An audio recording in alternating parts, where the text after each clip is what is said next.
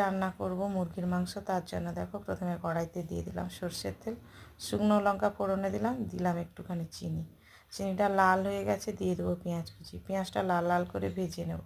তারপরে দিয়ে দেবো মাংসটা দিয়ে একটু নাড়াচাড়া করার পর একসঙ্গে রসুন আর আদার পেস্ট করে রেখেছিলাম সেটা দিয়ে দেবো। দিয়ে আর একটু নেড়ে চেড়ে তারপরে দিয়ে দেবো স্বাদ মতো লবণ, হলুদ গুঁড়ো, লঙ্কা গুঁড়ো দিয়ে আরও কিছুটা সময় ভালো করে কষিয়ে নেব।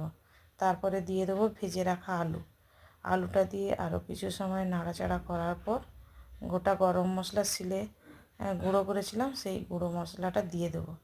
দিয়ে বেশ কিছুটা সময় গ্যাসটা কমিয়ে কিন্তু কষাতে থাকবো।